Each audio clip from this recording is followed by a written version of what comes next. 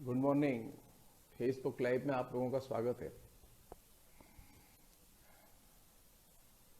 पहले तो आप सभी लोगों को बहुत बहुत धन्यवाद जिन लोगों ने फेसबुक पर मेरे जन्मदिन की मुझे शुभकामनाएं दी हैं। हृदय से आभार सब लोगों का। हम लोगों ने बातचीत शुरू की थी ये टेलीविजन और टेलीविजन के जरिए जो प्रसारित जो सीरियल कल्चर है, उस सीरियल कल्चर के जरिए किस तरह की राजनीति, किस तरह की विचारधारा, किस तरह का समाज विकसित हुआ है, ये हमारा अभी बुनियादी कंसर्न है। हम लोग बड़े खुश हैं कि भारत सरकार ने एक जमाने में रामायण, महाभारत, बुनियाद, हम लोग और भारत एक खोज, ये 5 बड़े सीरियल हैं। ये 5 बड़े सीरियल जब लॉन्च किए तो इन्होंने बड़े पैमाने पर लोगों को एंगेज किया, बड़े पैमाने पर लोगों ने इन सीरियल्स को देखा और हम लोगों ने तरह तरह से, जो मीडिया विशेषज्ञ उन्होंने तरह तरह से इसकी अंतर्वस्तुगत मीमांसा की। सीरियल्स के जो सामाजिक राजनीतिक जो परिणाम निकल सकते हैं टेलीविजन के, और खासतौर पर हिंदी टेलीविजन के आने के जो परिणाम निकल सकते हैं सामाजिक राजनीतिक, उन परिणामों की गंभीरता से कभी मीमांसा करने की कोशिश नहीं की गई। और ये अपने आप में एक चैलेंज है, अभी भी एक चैलेंज है, क्योंकि अभी भी हम लोग वो मीमांसा करने के लिए तैयार नहीं है। एशियाड के खेलों के बाद में जिस तरह से राष्ट्रीय प्रसारणों की शुरुआत हुई और हिंदी के टेलीविजन चैनलों की शुरुआत हुई, हिंदी के टेलीविजन प्रसारण की शुरुआत हुई, उसमें टारगेट एरिया हिंदी भाषी क्षेत्र ही थे। बाद में इसको दूसरी भाषाओं में चैनल्स को विकसित किया गया, उनका प्रसारण शुरू हुआ। लेकिन हिंदी भाषी क्षेत्र में जो चैनल प्रसारण शुरू हुए, उन चैनल प्रसारणों के जरिए जिस तरह की चुनौती और समस्याएं खड़ी की गई, वे समस्याएं बहुत गंभीर हैं और वे आज एकदम सरफेस पर हैं और सिर पर खड़ी हैं।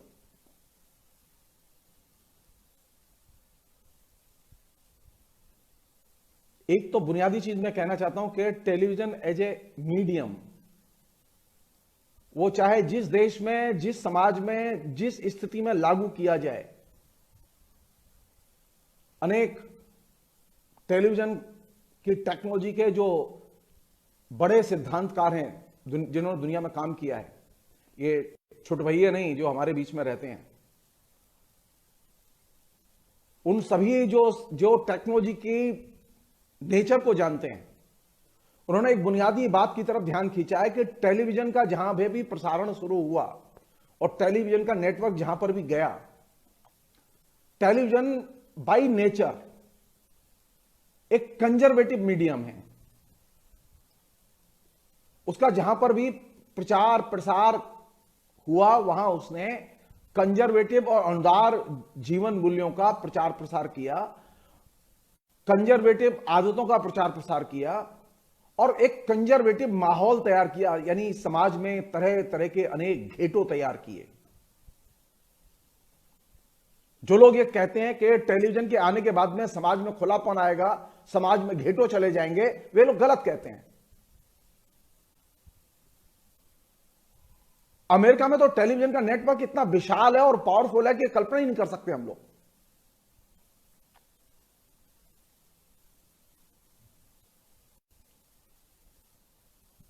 और उसी के पैरेलल पूरे पूरे अमेरिका में गोरे और काले के बीच में, गोरे और अश्वेत लोगों के बीच में जो विभाजन है, सांस्कृतिक विभाजन है, राजनीतिक विभाजन है, सामाजिक विभाजन है, वो एकदम चुभने वाला है।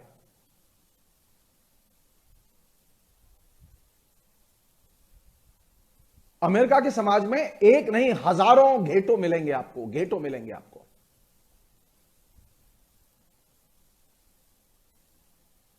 हम लोग ये भूल ही गए कि टेलीविजन की culture as a technique, as a medium, McLuhan जिसे कहते हैं कि टेलीविजन की अंतर्वस्तु महत्वपूर्ण नहीं है, टेलीविजन की टेक्नोलॉजी महत्वपूर्ण है, टेलीविजन का कम्युनिकेशन महत्वपूर्ण है। टेलीविजन का कम्युनिकेशन कौन सी चीज निर्मित करता है, यह चीज हम लोग कंसीडर ही नहीं करते। जबकि वास्तविकता यह है, टेलीविजन का जहां जहां प्रसार हुआ, एक्सपेंशन हुआ, ज्यादा दूर क्यों जा रहे हैं आप? सोवियत संघ में सबसे बड़ा टेलीविजन नेटवर्क हुआ करता था जब सोवियत संघ यूनाइटेड था। सोवियत संघ में कोई पतनशील संस्कृति बाहर से प्रक्षेपित नहीं की गई। सोवियत संघ में विज्ञापन नहीं आते थे टेलीविजन पर। तो सोवियत संघ पहला देश था जिसने कि घर घर टेलीविजन नेटवर्क पहुंचाया, और सोवियत संघ दुनिया का पहला बड़ा देश था जो कि 10 राष्ट्रों में विभाजित हुआ।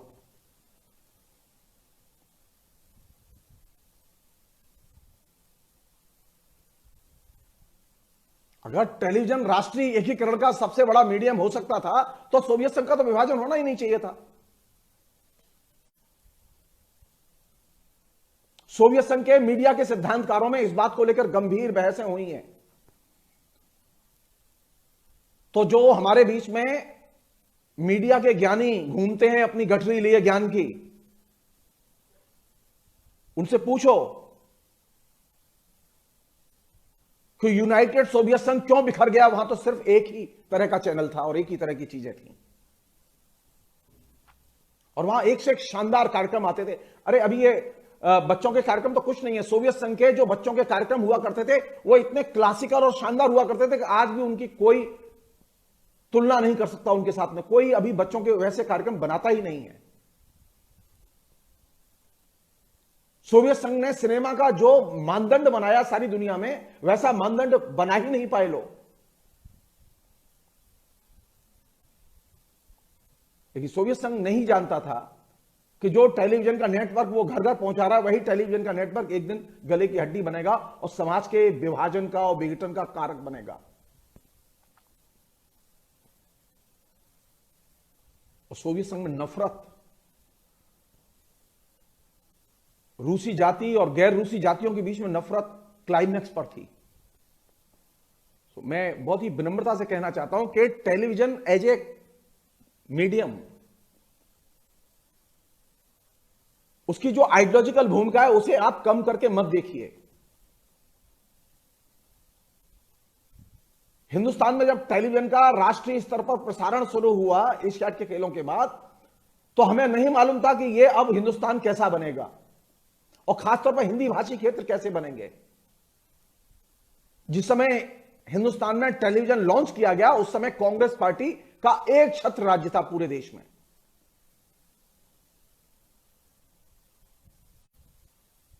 टेलीविजन का एक्सपेंशन ज्यों ज्यों बढ़ता गया, टेलीविजन का प्रसारण ज्यों ज्यों बढ़ता गया, कांग्रेस लगातार सिकुड़ती गई।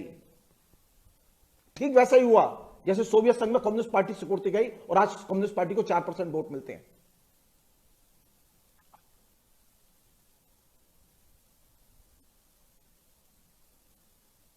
टेलीविजन की भी एक पॉलिटिक्स है, और टेलीविजन की जो पॉलिटिक्स है वो बहुत खतरनाक पॉलिटिक्स है। आमतौर पर टेलीविजन देखते समय, टेलीविजन पर बात करते समय, टेलीविजन की जो पॉलिटिक्स है, इस पॉलिटिक्स की हम अवहेलना करते हैं। टेलीविजन के जो पॉलिटिकल डायमेंशन है इसकी अवहेलना करते हैं। हमारे यहां भी लोगों ने की। तो मैं पहली चीज जो रखना चाहता हूं वो ये कि टेलीविजन को सिर्फ एक कम्युनिकेशन के मीडियम के तौर पर न देखें, बल्कि टेलीविजन के सामाजिक, सांस्कृतिक, राजनीतिक, जातीय, नस्लीय असर होते हैं, उन्हें ध्यान में रखें। हिंदी के जो चैनल आए, हिंदी का जो मीडियम आया, हिंदी का जो 4 सीरियल आदर्श सीरियल हैं, बहुत अच्छे सीरियल हैं। रामायण, महाभारत, बुनियाद, हम लोग।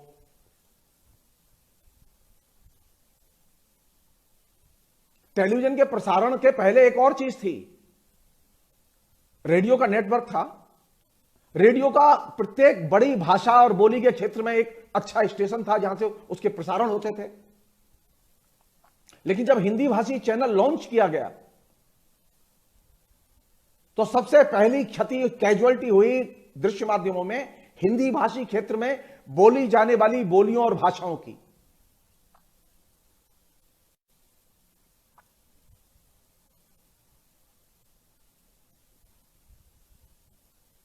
हिंदी भाषी क्षेत्र कोई साधारण क्षेत्र नहीं है, लेकिन यहां पर एक खास तरह का एकीकरण, सांस्कृतिक एकीकरण, सबको एकसार बनाने की कोशिश इस टेलीविजन ने शुरू की और इसका दुष्परिणाम निकला।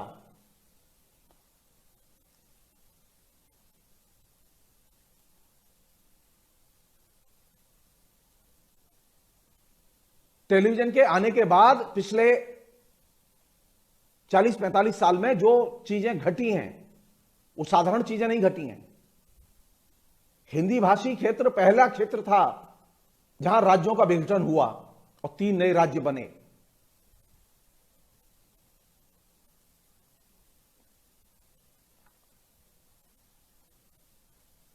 अगर भाषाई स्थानीय अस्मिताओं की उपेक्षा अवहेलना टेलीविजन न करता तो शायद यह स्थिति न आती। टेलीविजन के एक्सपेंशन ने, और खासतौर पर हिंदी टेलीविजन के एक्सपेंशन ने, हिंदी टेलीविजन के एक्सपेंशन के बाहर क्षेत्रीय चैनलों का भी विकास हुआ, जैसे तमिल है, मलयालम है, बंगला है, तेलुगु है।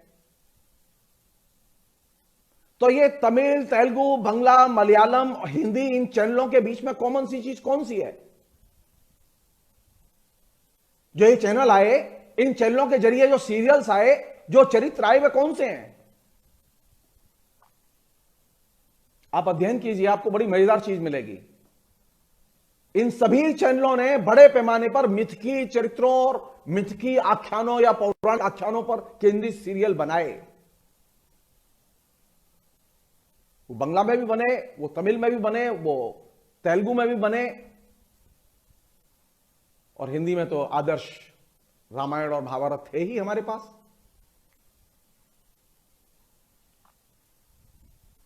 कम्युनिकेशन के माध्यमों में, खासतौर पर इलेक्ट्रॉनिक कम्युनिकेशन के माध्यमों में, पौराणिक मिथकीय चरित्रों का संप्रसारण,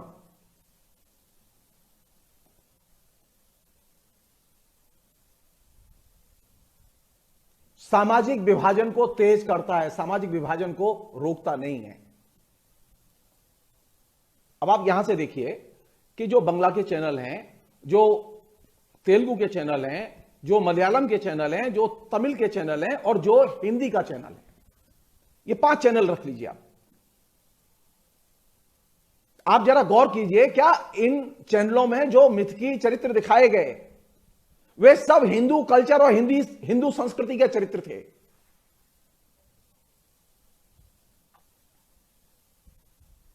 जबकि इन 5 राज्य क्षेत्रों में जहां ये भाषाएं बोली जाती हैं, वहां गैर हिंदू जातियों का, धर्मों के मानने वालों का एक बहुत बड़ा हिस्सा रहता है। तो मजाल है आपको बंगला के चैनल में, मलयालम के चैनल में, हिंदी के चैनल में मुसलमान और इस्लाम धर्म पर केंद्रित सीरियल मिल जाए। काला जल और एक आध सीरियल ऐसे हिंदी में बस एक आध बार या एक आधी चीज है गिनती की। कौन सी चीजें सबसे ज्यादा प्रोजेक्ट की गई और प्रस्तुत की गई? ये अचानक सारे देश में हिंदू का उभार, हिंदू संस्कृति और समाज के हिंदूकरण का जो उभार दिखाई दे रहा है, इस उभार की परिस्थितियां और इस परिवेश तैयार करने में टेलीविजन कल्चर की केंद्रीय भूमिका है। आप कल्पना कीजिए, तमिलनाडु में सबसे पहले सीरियल कल्चर शुरू हुई हिंदुस्तान में। वह तमिलनाडु, जिस तमिलनाडु में दलितों का आंदोलन सबसे पावरफुल था, दलित सबसे पावरफुल थे, लेकिन पिछले 30 साल का रिकॉर्ड है कि वह सबसे ज्यादा उत्पीड़न सवर्ण जातियों के लोगों ने अगर किसी का किया है तो वो दलितों का किया है।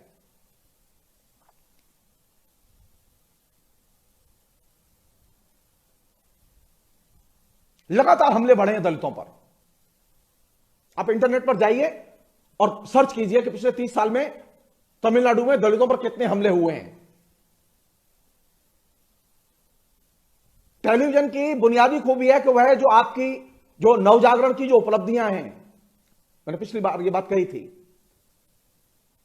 उन उपलब्धियों को वो एकदम समेट देता है। क्योंकि वह एक नई किस्म की मॉडर्निटी, नए किस्म के रिवाइवलिज्म, इन दो को वो अपना विषय केंद्रीय विचारधारा बनाता है।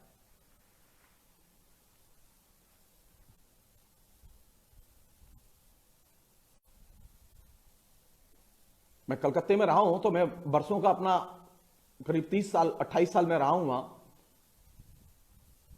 और उसके पहले जब हम लोग जेएनयू में पढ़ते थे, टेलीविजन के आने के बाद में सबसे बड़ा प्रश्न था पूरे हिंदुस्तान के विभिन्न राज्यों के बीच में। विभिन्न राज्य सरकारें अपने लिए दूसरे चैनल की मांग कर रही थीं। लगातार यह कहा गया कि राज्यों को अलग से चैनल दिया जाए। केंद्र राज्य संबंधों में जो बहस थी, उस बहस में चैनल होना चाहिए राज्यों का, इस पर सबसे ज्यादा सवाल उठे और डिमांड उठी। और बंगला में तो इतनी हेट्रेड थी हिंदी भाषियों के लिए और हिंदी चैनलों के प्रति कि कल्पना नहीं कर सकते हम लोग। जो लोग रामायण करते हैं और कहते हैं कि रामायण ने हिंदुस्तान को जोड़ा, मैं विनम्रता से कहना चाहता हूं, रामायण ने हिंदुस्तान को, और खासतौर पर टेलीविजन की रामायण ने हिंदुस्तान को जोड़ा नहीं, तोड़ा है। आप सोचिए, हिंदी चैनल हिंदी भाषी क्षेत्र के बाहर कहीं दिखाए नहीं जाते और देखे नहीं जाते। सिर्फ हिंदी भाषी लोग देखते हैं, गैर हिंदी भाषी लोग हिंदी चैनल नहीं देखते। रामायण को सिर्फ हिंदी भाषी लोग देखते हैं। तमिलनाडु, केरल, आंध्रा, कर्नाटका, नॉर्थ ईस्ट के राज्य, जम्मू कश्मीर, बंगाल, उड़ीसा, ये तमाम राज्यों में हिंदी के चैनल नहीं देखे जाते। हिंदी के चैनलों में जो सीरियल आते हैं वो ज्यादातर नहीं देखे जाते। खबरें तो एकदम नहीं देखी जाती। रहा है कि हिंदुस्तान में जब हिंदी के राष्ट्रीय डीडी न्यूज की खबरें आती थी, कंपलसरी करना पड़ा था भारत सरकार को कि राज्य दिखाएं। और वास्तविकता यह थी कि राज्य उस समय चैनल हिंदी की खबरें नहीं दिखाते थे।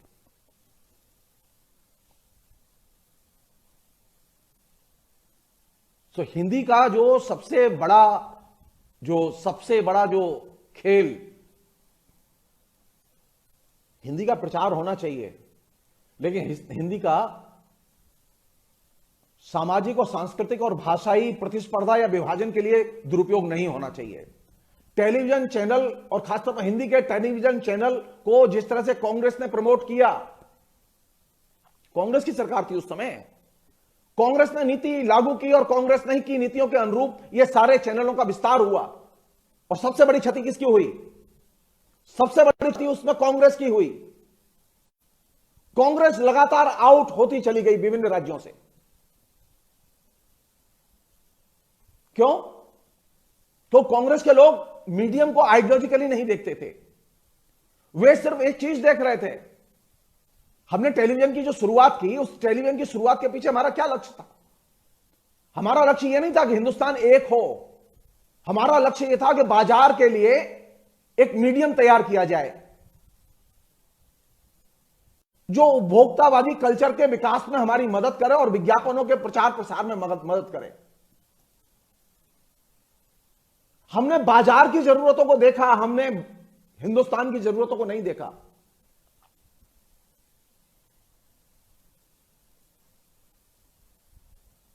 किस तरह का तनाव था वो जब ये चैनल शुरू किए गए, इनका विस्तार किया गया। जो लोग पॉलिटिकल साइंस जानते हैं, कल्चर जानते हैं, वे लोग जाने, देखें कि किस तरह से पूरे देश में केंद्र राज्य संबंधों में टकराव शुरू हुआ और पूरे सरकारिया कमीशन को बनाना पड़ा।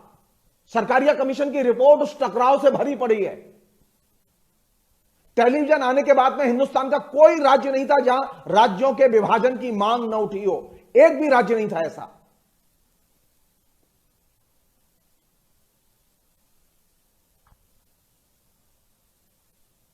और टेलीविजन के आने के बाद सबसे जो बड़ी कैजुअलिटी हुई वो क्या हुई कि जो भाषाई कम्युनिकेशन के लिए, भाषाई वैविध्य को बनाए रखने के लिए, सांस्कृतिक वैविध्य को बनाए रखने के लिए जो हमने रेडियो का नेटवर्क सारे देश में विकसित किया था, वो नेटवर्क एकदम अप्रासंगिक हो गया।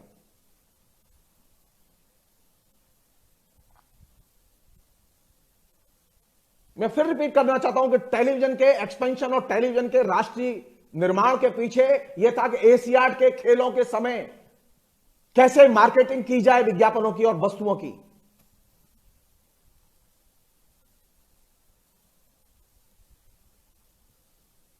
मिसेस गांधी की हम लोग बहुत प्रशंसा करते हैं ना, तो वो जो प्रशंसा करते हैं वो जरा आंख में आंख डालकर देखें कि मिसेस गांधी ने एशियाड के लिए जो खेलों का प्रदर्शन शुरू किया, उस प्रदर्शन में एक चीज थी, बड़ी महत्वपूर्ण चीज थी, याद दिलानी बहुत जरूरी है। वो एशियाड के खेलों के प्रदर्शन के उद्घाटन समारोह में रविशंकर के नेतृत्व में बहुत बड़े पैमाने पर एक संगीत का प्रोग्राम रखा गया, जिसमें सबसे पहले हिंदुस्तान में बड़े पैमाने पर ड्रम बजाए गए।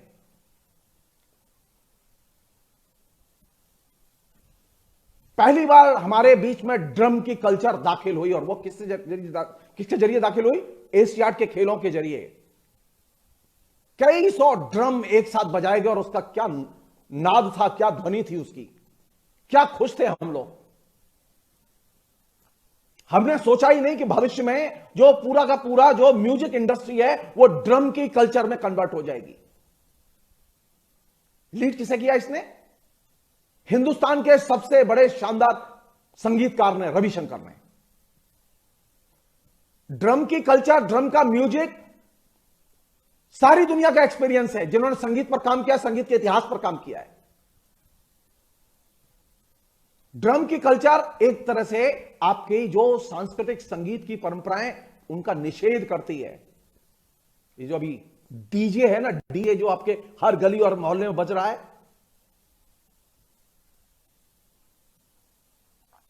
ये ड्रम की कल्चर के हम जनक थे, जो एशियाड के साथ आया और उसका राष्ट्रीय प्रसारण हुआ। और हमने पूरे के पूरे म्यूजिक इंडस्ट्री का चरित्र ही बदल दिया, पूरे के पूरे सिनेमा उद्योग का चरित्र बदल दिया, हमने पूरी की पूरी ऑडियो इंडस्ट्री का चरित्र बदल दिया। और हमने किसे प्रमुख बना दिया? ड्रम की कल्चर। कभी मौका लगा तो बात करूंगा ड्रम की कल्चर ने क्या, कहां, किस तरह से रायता फैलाया है। मैं बहुत विनम्रता से कहना चाहता हूं कि टेलीविजन जब आया और टेलीविजन के राष्ट्रीय प्रसारण जब आए, और एशियाड से चूंकि इसकी शुरुआत हुई थी, तो हमें देखना होगा कि एशियाड में कैसी कौन सी चीज घटी। एशियाड के राष्ट्रीय प्रसारण का लक्ष्य इंदिरा गांधी को तो चमकाना था ही, लेकिन असल चीज थी हिंदुस्तान के लिए, जो कंपनियां उनके लिए विज्ञापन का एक राष्ट्रीय मीडियम देना। इसका राष्ट्रीय संस्कृति, सभ्यता, उसके बचाने, उसके समृद्ध करने से कोई इसका लेना देना नहीं था। वो सिर्फ उसके आवरण मात्र थे।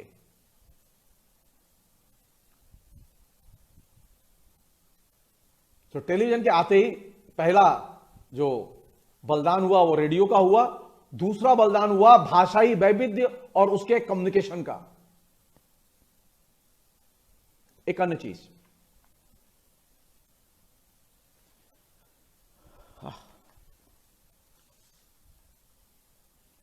ये जब टेलीविजन का जो कम्युनिकेशन शुरू हुआ हिंदी भाषी क्षेत्र में, और खासतौर हिंदी चैनलों के जरिए, जैसा कि मैं बार बार इस बात को रिपीट कर रहा हूं कि हिंदी भाषी क्षेत्र में जो चैनल हैं, हिंदी के चैनल, आप ये सोचिए, थोड़ी देर के लिए सोचिए कि हिंदी भाषी क्षेत्र में ऐसे कौन से लड्डू लटके हुए हैं जहां ये भाजपा इतनी ताकतवर हुई और बीजेपी और आरएसएस इतना ताकतवर हुआ।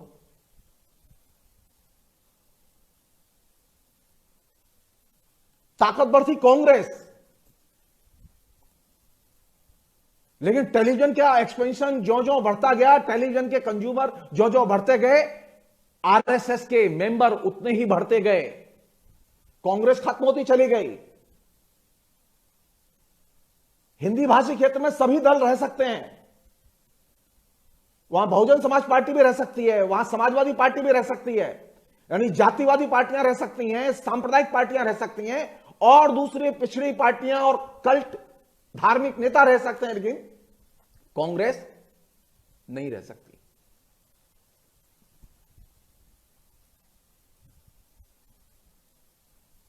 क्योंकि हिंदी भाषी जो चैनल थे उनसे जो कल्चर प्रमोट की गई, वो कल्चर एकदम रिएक्शनरी कल्चर थी। वह कल्चर एकदम हिंदूकरण की कल्चर थी। मैं रिपीट कर रहा हूं इस बात को। जो लोग बुनियाद हम लोग रामायण और महाभारत की प्रशंसा करते हैं, वे लोग थोड़ा गंभीरता से सोचें कि रामायण महाभारत बुनियाद हम लोग में कितने मुस्लिम चरित्र और कितने मुस्लिम आख्यान हैं।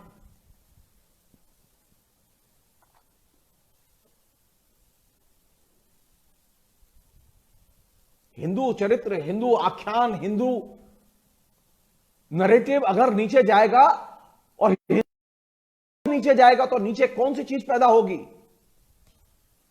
सांप्रदायिक विभाजन पैदा होगा कि नहीं होगा? सांप्रदायिक अलगाव पैदा होगा कि नहीं होगा? हुआ। और आज वो बिल्कुल एकदम राक्षस की तरह सामने खड़ा हुआ है, सांप्रदायिक विभाजन।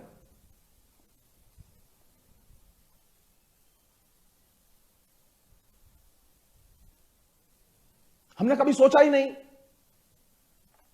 कि जिस उत्तर प्रदेश में 20%, 24%, जिस बंगाल में 30% मुसलमान रहते हैं, जिस केरल में अच्छी खासी संख्या में मुसलमान रहते हैं, जिस तमिलनाडु में अच्छी खासी संख्या में मुसलमान रहते हैं, वहां मुस्लिम चरित्र मेन स्ट्रीम मीडिया से और खासतौर पर टेलीविजन चैनलों से क्यों गायब हो गए?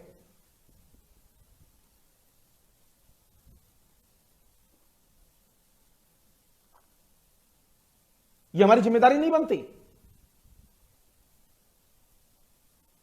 कांग्रेस के लोग इतने अनुभवी नहीं हैं,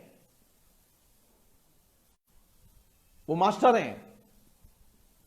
समाज के हिंदूकरण की प्रक्रिया का सबसे बड़ा दायित्व टेलीविजन के जरिए अगर किसी के कंधे पर जाता है, इस समाज को कोमल बनाने का दायित्व किसी के ऊपर जाता है, तो वह कांग्रेस है।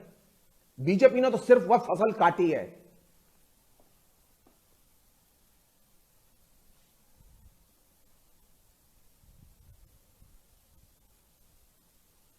हर व्यक्ति के अंदर टेलीविजन के आने के पहले इतना हिंदू नहीं था। हिंदुत्व को लेकर इस तरह की मुठभेड़ें नहीं थी। दोस्त दोस्त थे, लेकिन अब दोस्त दुश्मन बन गए। हमारे यहां जेएनयू में लोग पढ़ते थे, हमारे साथ में पढ़ते थे, आरएसएस के लड़के भी थे। लेकिन कभी ऐसा नहीं हुआ कि हम लोगों के बीच में संवाद बंद हो गया हो। मथुरा में भी, जहां मैं अभी हूं, वहां पर भी जब हम छात्र राजनीति करते थे, टेलीविजन नहीं था, लेकिन संवाद था। अभी तो स्थिति है, जो सेकुलर लोग हैं वे ही अब हिंदू बने जा रहे हैं और अपने सेकुलर दोस्तों को छोड़ रहे हैं। टेलीविजन की कल्चर व्यक्ति और व्यक्ति के बीच में हेट पैदा करती है और अलगाव पैदा करती है, जान लीजिए आप। और यह काम वो प्रचंड तरीके से करती है। देखते आप हम लोग हैं, लेकिन बनते पराये लोग हैं।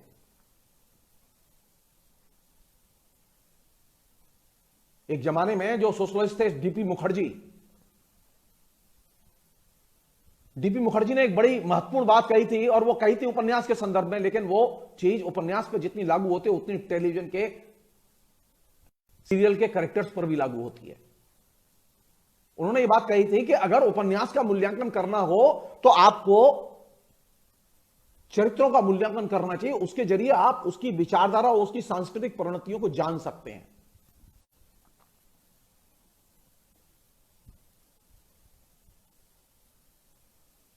अब टेलीविजन में जो सीरियल दिखाए जा रहे हैं, अभी भी जो दिखाए जा रहे हैं मेन स्ट्रीम चैनल्स में, आप जरा ऑडिटिंग कीजिए, उसमें कितने चरित्र ऐसे हैं जो मुस्लिम हैं और हिंदू हैं। आपको मालूम पड़ेगा कि 99 और 1 का रेशो है। शायद ही कोई इक्का दुक्का कोई कैरेक्टर मिले जो मुस्लिम कैरेक्टर हो।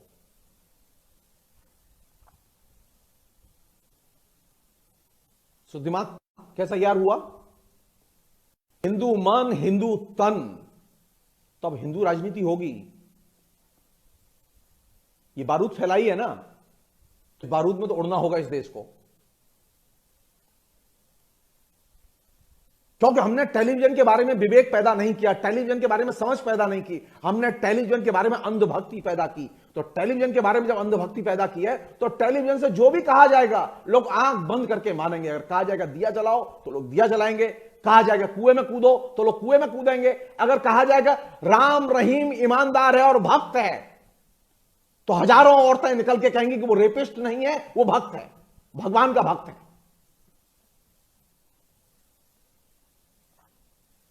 टेलीविजन कौन लोग देखते हैं? जो टेलीविजन देखते हैं वे लोग तमाम किस्म के कानून भंजकों पर जान देने के तैयार हैं सड़कों पर निकलकर। टेलीविजन ने एक ऐसा क्राउड पैदा किया है, आपने देखा नहीं आसाराम बापू के लिए कैसी जान दे रहे थे लोग, राम रहीम के लिए कैसी जान दे रहे थे लोग। हजारों औरतें निकल आई। हिंदुस्तान के बाहर दुनिया में कहीं देखा है कि रेप की घटना हो औरतों के साथ में और रेपिस्ट के पक्ष में हजारों औरतें सड़क पर निकल आए?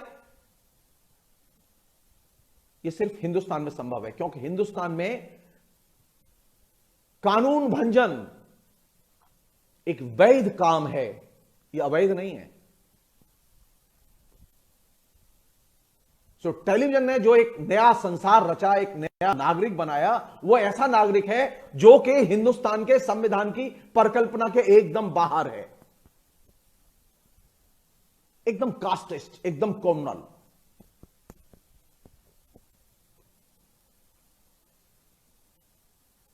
और ये कास्टिज्म कम्युनिज्म पिछले टेलीविजन के एक्सपेंशन के बाद बढ़ा है, घटा नहीं है।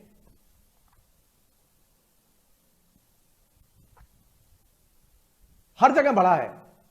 ऐसा नहीं कि बंगाल में नहीं बढ़ा, ऐसा नहीं कि तमिलनाडु में नहीं बढ़ा।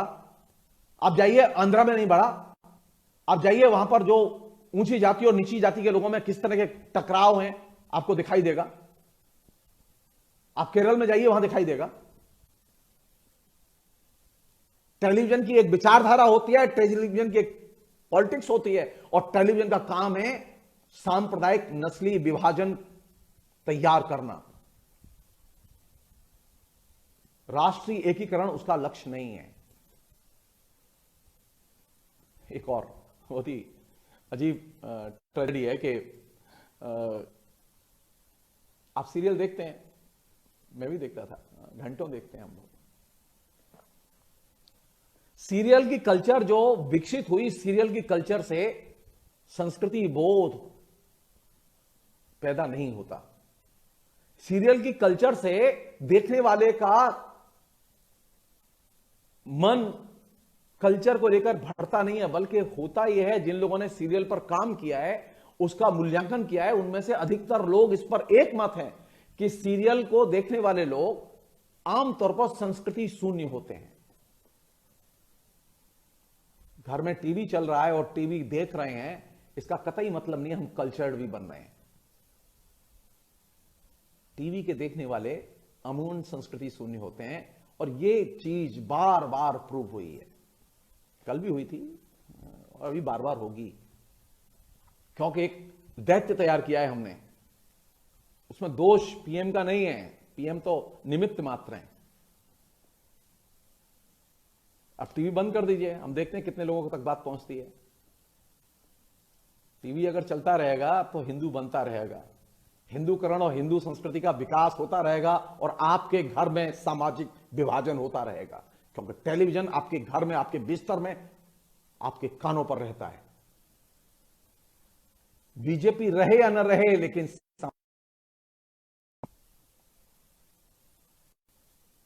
धार्मिक असहिष्णुता रहेगी, क्योंकि वह टेलीविजन का एक खास खाद्य है। टेलीविजन इसके बिना अपना वैचारिक कार्य व्यापार संपन्न नहीं करता। एक अन्य पहलू कह के मैं ये फिलहाल की बातचीत जो है रोकूंगा।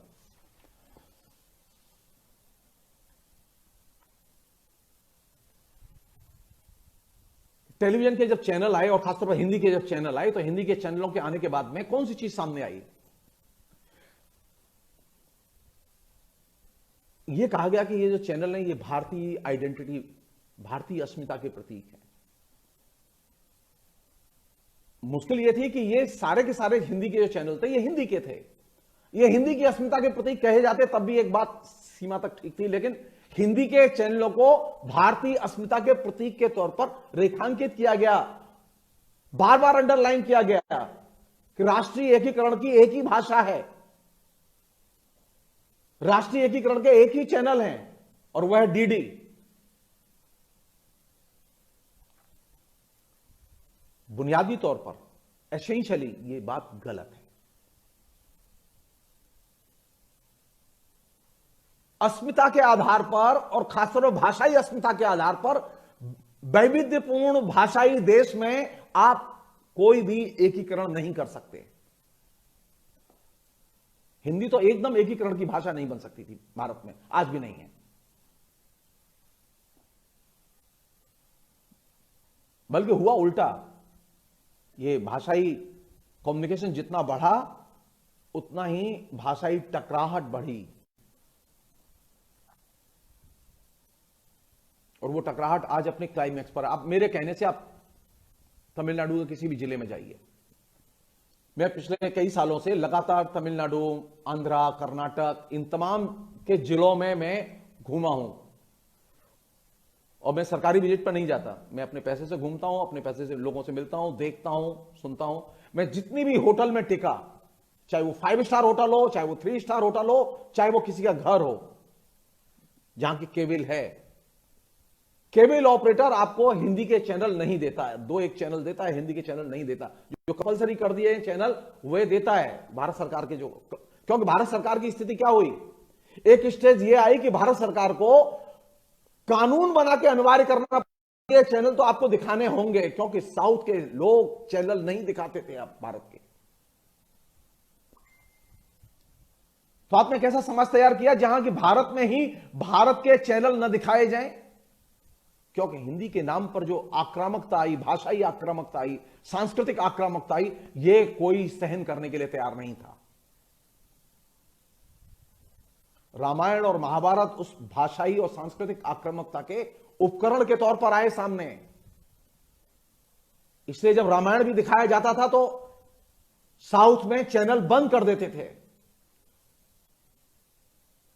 अभी भी रामायण दिखाया जा रहा तो सर्वे कर लीजिए, कोई नहीं देख रहा उसे। ये हिंदी भाषी क्षेत्र के जो लोग हैं, जो कि कुल मिला के हिंदू बना दिए गए या हिंदू हैं, उन्हीं को उस मिथक में मजा आता है और देखते हैं।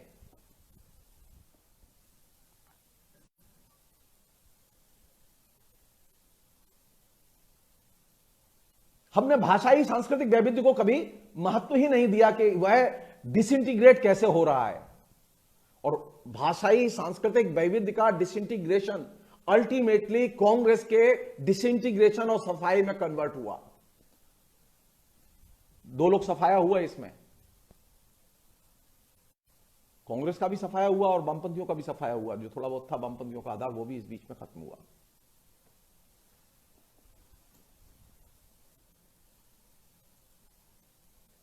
क्योंकि आइडियोलॉजिकली हम मीडियम को देखने के लिए तैयार नहीं है।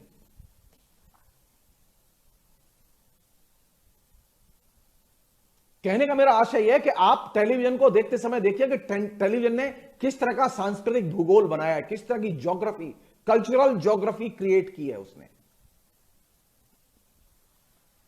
वो भूगोल का जो नक्शा जो आप देखते हैं ना, क्लास में पढ़ाते हैं और देखते हैं कि बेटा ये यहां राजस्थान है, या बंगाल है, ये आसाम है, ये देखना बंद कर दीजिए।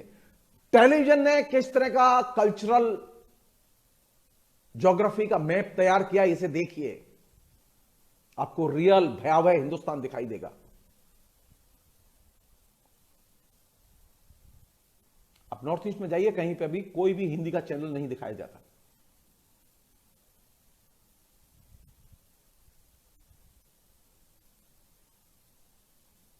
क्या डिमांड है लोगों की? हम कभी भी इन चीजों को आंख खोल के देखना क्यों नहीं चाहते? हम क्यों नहीं बातचीत करना चाहते?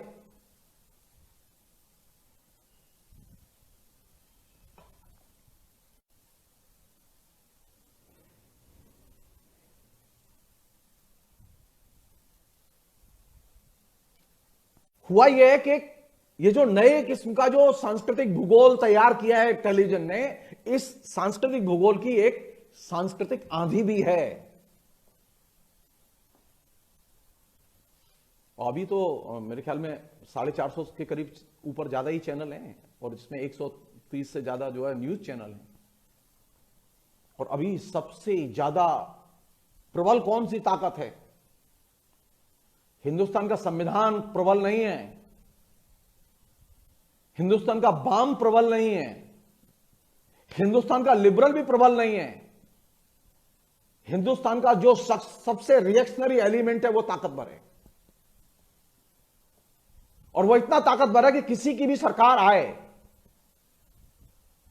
वो मजबूर है प्रतिक्रियावादी मध्य वर्ग के अनुरूप काम करने के लिए, वहां जहां जो भी आए।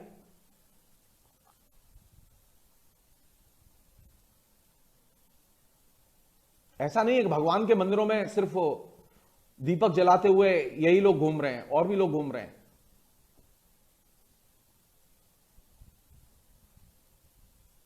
समझने वाली चीज है कौन सी, कि टेलीविजन के एक जरिए जो कल्चर प्रमोट की गई, जो कल्चरल मैप तैयार किया गया, वह कल्चरल मैप वह नहीं है जिसको कंसीव हिंदुस्तान के संविधान बनाने वालों ने कंसीव किया था, सोचा था, कल्पना की थी।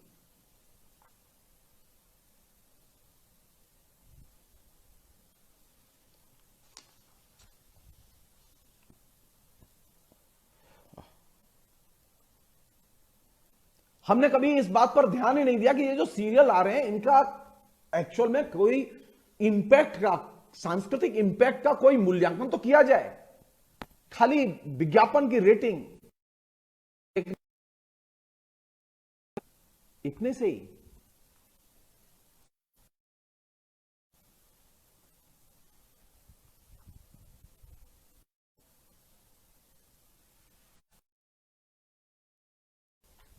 पॉपुलर कल्चर और पॉपुलर कल्चर के साथ जुड़ी हुई जो पॉपुलर पॉलिटिक्स, इस पॉपुलर पॉलिटिक्स का जो सबसे बड़ा जो एरिया है जिसने कि नुकसान किया वो ये जो राष्ट्रीय मूल्य स्वाधीनता आंदोलन में विकसित हुए, रेवोल्यूशन ने जिन मूल्यों को विकसित किया वे सारे के सारे मूल्य, चाहे वो प्रोफेशनल वैल्यूज हो, चाहे वो सामाजिक मूल्य हो, चाहे वो सांस्कृतिक मूल्य हो, टेलीविजन ने उन सभी मूल्यों की समाप्ति कर दी। किस बात पर लोग गुस्सा हो रहे हैं अभी? इस बात पर लोग गुस्सा हो रहे हैं कि ये जो न्यूज चैनल हैं, ये न्यूज चैनल जो है वो अब एकदम सरकार के हो गए हैं, ये सुन नहीं रहे हमारी, ये एकदम भोंपू हो गए हैं। और जो एंकर है वो एकदम गुंडे की तरह व्यवहार करता है। ये जो आक्रामक एंकर है टेलीविजन में बैठा हुआ, न्यूज चैनल में बैठा हुआ, वो बिल्कुल एकदम लगता है कि कार सेवक हो। कहां से आया ये वहीं से आया, अमेरिका से। रूपक मड्रोक के फॉक्स चैनल में जितने भी एंकर थे उनको सिखाया जाता था कि जब एंकरिंग करो तो एकदम आक्रामक ढंग से करो। अर्णव गोस्वामी से लेके और दूसरे रंजना ओम कश्यप तक या अंजना ओम कश्यप तक जितने भी एंकर हैं जो एकदम अपने जामे के बाहर दिखाई देते हैं, क्रोध में ऐसे दिखाई देते हैं, ये कल्चर हिंदुस्तान की नहीं है, ये कल्चर फॉक्स चैनल की है। फॉक्स चैनल ने सारी दुनिया को यह सिखाया कि अगर एंकरिंग करनी है तो तुम आक्रामक ढंग से पेश आओ।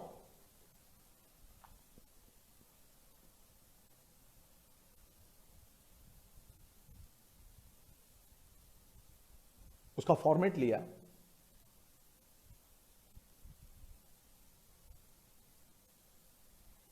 तो नया जो अब संकट है वो ये कि कल तक तो एंकर बेचारा सरल सीधा सौम्य था, अब वो एंकर भी नहीं रहा, अब वो भी आक्रामक हो गया। यानी हिंदू मन जो कल तक सड़कों पर था, अब वो हिंदू मन स्टूडियो में आ गया है, और वो स्टूडियो में ही नहीं, वो संचालक के सिर पर सवार हो चुका है हिंदू मन।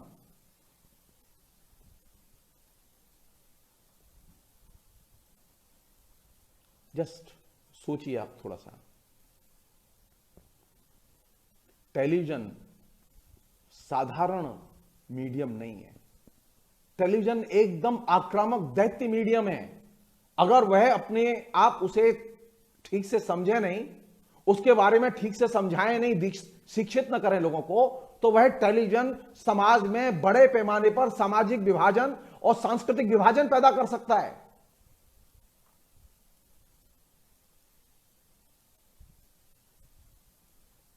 ये भीड़ की कल्चर, भीड़ हल्ला करेगी, भीड़ हमला करेगी, भीड़ की बात मानो, नहीं मानोगे तो कहां जाओगे।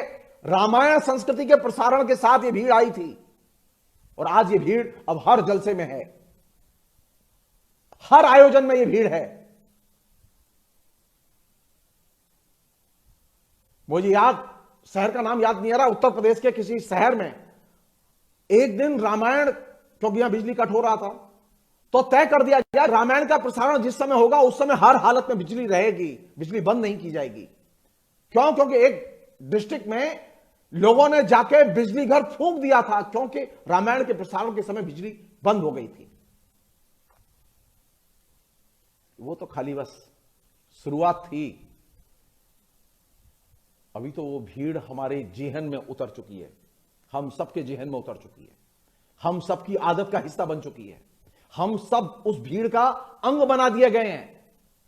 टेलीविजन की कल्चर सामूहिकता के नाम पर भीड़ की संस्कृति पैदा करती है, उन्माद की संस्कृति पैदा करती है, और इसका क्लासिक केस है हिंदी भाषी क्षेत्र और हिंदी चैनल। और ये खाली हिंदी भाषी क्षेत्र में ही नहीं हुआ, ये गलतफहमी न रखें हम लोग। टेलीविजन का जहां जहां कम्युनिकेशन के लिए इस्तेमाल किया गया वहां वहां यह हुआ। मैं सिर्फ उदाहरण दे रहा हूं, 2006 में बंगाल में लेफ्ट फ्रंट बड़े पैमाने पर 2/3 बहुमत के करीब सारी सीटें जीत गया। बुद्धदेव भट्टाचार्य ने सबसे आक्रामक ढंग से टेलीविजन का पहली बार इस्तेमाल किया लेफ्ट फ्रंट में। और जिस समय यह इस्तेमाल शुरू हुआ था, मैंने उस समय भी अखबारों में लिखा था कि यह प्राणघातक है। महत्वपूर्ण यह नहीं है कि आपकी सरकार आ गई और आप जीत गए, महत्वपूर्ण यह कि अब इसके बाद क्या होगा। वही बंगला चैनल जिन्होंने के उन्माद पैदा कर करके बुद्धदेव भट्टाचार्य और लेफ्ट फ्रंट को जिताया था, वही बंगला चैनल 2 साल के बाद 2008-9 में उन्होंने जो आंधी पैदा की बुद्धदेव भट्टाचार्य के खिलाफ, लेफ्ट फ्रंट के खिलाफ, जिससे कि एकदम दैत्य की तरह ममता बनर्जी का उदय हुआ, और वो पूरा का पूरा नंदीग्राम और सिंगूर के नाम पर वो पूरे बंगाल में लेफ्ट फ्रंट को एकदम धराशायी कर दिया उसने।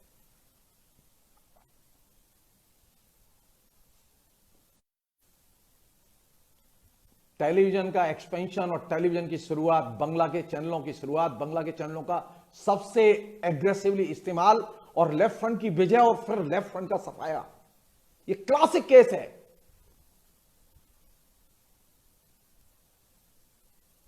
हिंदी भाषी क्षेत्र में हिंदी चैनलों के जरिए जो कल्चर पैदा की गई, जो संस्कृति पैदा की गई, उसके जरिए कांग्रेस का जो सफाया हुआ, इससे लेफ्ट फ्रंट ने कोई सबक नहीं सीखा था।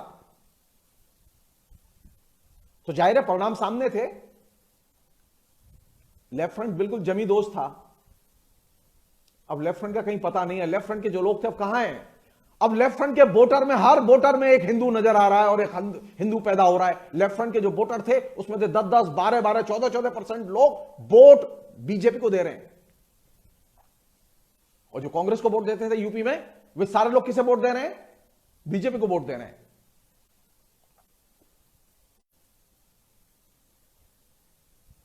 टीवी से खेलोगे तो टीवी जो है वो एकदम बहुत ही खतरनाक मीडियम है।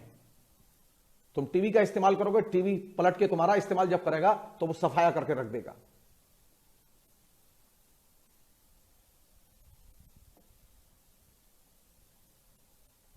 हिलेरी क्लिंटन से ज्यादा तो तुम ताकतवर नहीं हो। हिलेरी क्लिंटन ने, ओबामा ने सबसे ज्यादा 8 साल शासन किया और उसने सबसे ज्यादा टेलीविजन पर कवरेज पाया। कहां है आज? डेमोक्रेटिक पार्टी के कैंडिडेट को जिताना मुश्किल पड़ गया उनको। टेलीविजन जिसे नायक बनाता है उसे खलनायक बनाता है, उसे जमीन में गाड़ के छोड़ता है। आप जान लीजिए, अभी जो लोग खुश हैं मोदी के नायक बनने पर, आप तय मानिए वो मोदी को खलनायक भी बना के छोड़ेगा। सिर्फ समय का इंतजार कीजिए।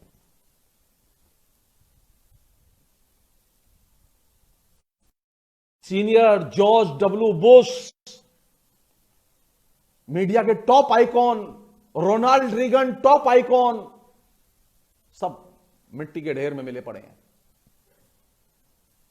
टेलीविजन की एक खास विशेषता है, और आखिरी चीज, टेलीविजन की आइडियोलॉजिकल विशेषता यह है कि यह जो चीज क्रिएट करता है उसका विलोम साथ साथ क्रिएट करता है।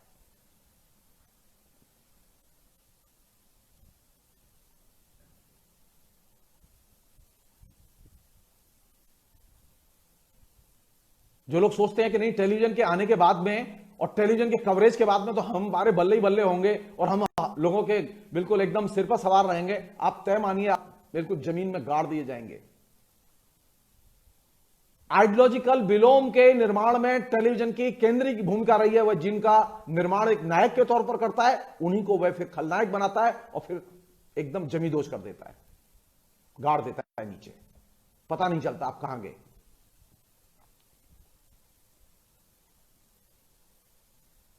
जस्ट वेट कीजिए। टेलीविजन की कल्चर और उसके आइडियोलॉजिकल आयाम को अगर आपने हल्के से लिया तो आप तय मान लीजिए मौजूदा सरकार के पास 310, 12, 15 सीट हैं। 3/4 से करीब सीटें लेके आए थे राजीव गांधी और वही सांप्रदायिक एजेंडे पर सवार होकर आए थे, सहानुभूति की लहर पर सवार होकर आए थे। कहां है कांग्रेस? मैं रिपीट कर रहा हूं, टेलीविजन को समझने के लिए जरूरी है कि टेलीविजन की शिक्षा दी जाए, हर एक को शिक्षा दी जाए, समझाया जाए इस मीडियम के बारे में। टेलीविजन के अंदर एक सांस्कृतिक वैविध्य पैदा किया जाए। अभी जो टेलीविजन का जो मॉडल, जिसने जो सांस्कृतिक भूगोल बनाया है, यह मॉडल एक सार संस्कृति वाला मॉडल है, जो बहुत खतरनाक मॉडल है। यह सांस्कृतिक वैविध्य, भाषाई वैविध्य को एक्सेप्ट ही नहीं करता।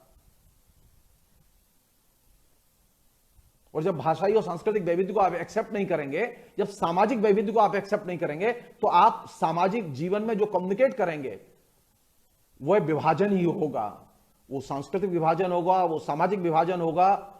आप लाख सदिच्छा से आप बुनियाद दिखाएं, लेकिन उन लोगों को आप स्पर्श नहीं कर पाएंगे जो हिंदू नहीं हैं।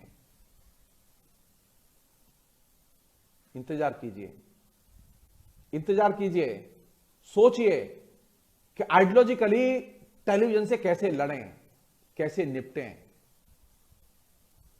आइडियोलॉजिकली कैसे शिक्षा दें। टेलीविजन के और क्या पहलू हो सकते हैं सीरियल कल्चर से जुड़े हुए, इन पर बातचीत फिर हम लोग करेंगे बाद में। बहुत बहुत शुक्रिया, थैंक यू।